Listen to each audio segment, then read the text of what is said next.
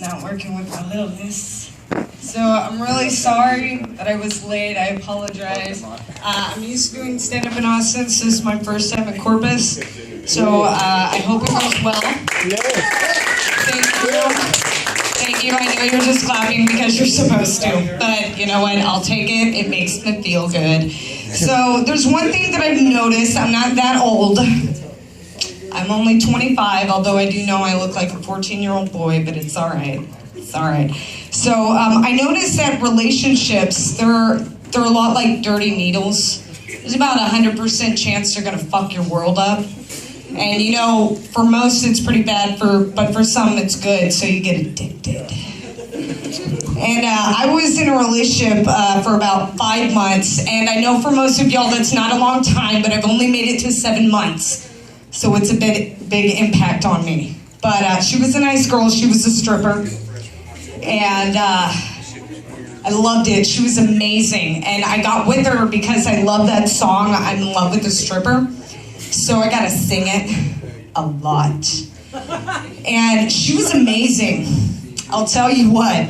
And what was amazing was the job that the doctor did on her boobs. Like, oh my God, that shit was amazing. What not was amazing about her is she took all my money. And I didn't get one lap dance out of it. Not fucking one, they're liars. Don't do it. But I was dating her for a while, and she liked ICP. Yeah, and she considered herself a jugular. She was like 5 foot nothing. There's nothing scary about you. So I went to a concert, and mind you, the only pee that I see was the homeless people outside of the building in Austin. It was horrible. I know. I walked in, there were like fat people, skinny people, tall people, all dressed like clowns. And I was like, oh my God, I didn't know we were going to the circus. Where the fuck are the elephants? I need to feed them my peanuts. And I want a balloon that looks like a dog, a poodle to be exact.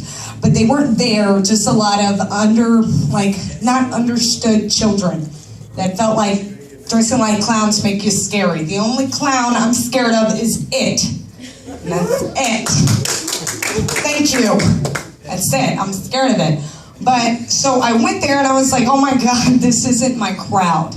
So I got drunk, and that's an understatement. Actually, I got shit-faced. And I woke up 3 miles, 6 hours later, where it was supposed to be. You ever notice that blackouts are the best night you'll ever have that you don't remember? I bet you I made 1 million friends that night. And I know, because I passed out, I planked it, actually. I planked. I kissed the ground in my sleep. I was like, thank you. And I laid there, and I woke up, and I look, and there's two, not to be racist, because I know this Zimmerman thing is going around, and white people are just horrible, but 2 black people walk up. No racism, they just were black. And I heard the dude go, man, fool, that motherfucker is dead. That motherfucker is dead. Get out your camera, y'all. We gotta Twitter this shit. Man, Facebook, we saw a dead person on Red River in Austin. That shit doesn't happen too often. And I look up and I'm like, And they go, oh, motherfucker, he's not dead. And I was like, I'm a girl. And they were like, sorry. But they took a picture and they Twittered it anyways. So I'm pretty sure drunken woman, passed out on Red River. Twitter it, Instagram it. I bet you I'm on there. I'm already famous and I don't even know. So I wake up, and that's like the worst wake up, is when you pass out somewhere. It's the best sleep you get, but you don't know where the fuck you are. And I'm passing out, and I wake up, and I'm like, oh my God, where the fuck am I? And I look, and I'm like, you always check. You're like, oh fuck, I forgot something. My wallet, my cell phone, I lost my own identity without knowing it. And so I start running down the street like a maniac. I'm like, stop, who's gonna stop? And if you do stop, you deserve to get murdered. Because you're dumb and you didn't listen to what your mama told you. You don't pick up strangers. Especially on a club in Austin, it's retarded. But it would have been nice. Would have been nice for just that one idiot they'd pick me up, because I'd be like, I'm not gonna kill you, just take me home. So I took off running, and I ran for sanctuary. And where was that sanctuary? Whataburger.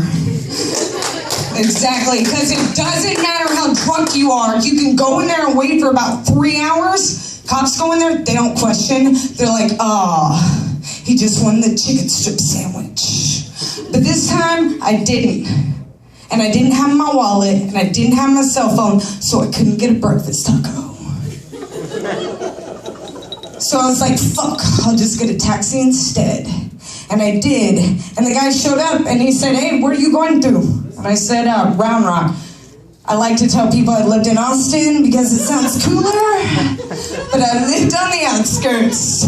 Just like now, I tell people I'm from Corpus. Nah, man, I'm from where Cal Allen meets Robstown.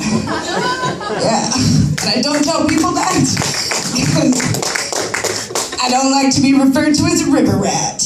But I'm right there. If you want to come visit, I need friends. My dog can tell me only so much, and that's not much because he's blind. Not that I talk to my dog, because that's totally weird. But moving on. So I get in the taxi, and this guy tells me it's going to cost me $60, as much as I could understand him. He's an Indian guy, and in Austin, they are like deep in their accent and religion. I'm talking about the one with the dot, not the feather. Though that would be cool, because as we're driving, he could tell me how to take a spiritual journey through peyote. But, so I get in the car, and he's like, it's going to be $60. And I'm like, you gotta be kidding me. I lost my wallet and my cell phone. And the guy goes, I think that you were dumb. And I was like, no, dude, I'm tipsy now, but I'm not drunk. I'm coming down from that. And he's like, no, jump, not drunk. And I said, dude, you're saying drunk. And he's like, no, jump. I'm like, well, I can't tell your accent, man. Like, I'm all for equality, but if you come to America, learn to speak our language, okay? But moving on, he's like, I think you got jumped. And I'm like, holy shit, because I couldn't remember anything. I was like, I possibly could have gotten jumped. So he gives me a cell phone, and he says, hey, call the cops and report that you were jumped. So I call them, and they're like, where'd you get jumped? And I'm like, Red River. And he's like, can I get your name and your social? And I go, fuck you, sir, I got a warrant. You're not catching me. And I hung up the phone. I was like one step ahead of you, and you didn't even see it coming. Actually, no, I got scared that, satellites, they could tell where I'm at. All they got was, my cell phone. They're like, I know who she is. I'm telling you, technology is taking over. But I finally think, oh my God, I need to call my girlfriend. She's a stripper. They're crazy. True story. They're crazy. So I get her on the phone, and I'm telling you, man, I put it straight. Because sometimes they just need to be told what's up, because they get a little bossy. You got to stand your ground. I got her on the phone, and I said, hey, baby, I'm really sorry.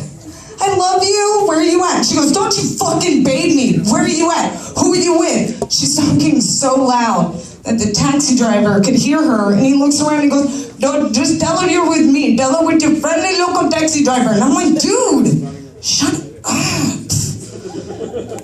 She's not even gonna let me sleep on the couch if she hears your voice. I have to sleep outside with that annoying terrier and the neighbor's chihuahua, which he never locks up.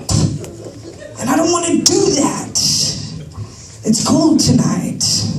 I need a blanket.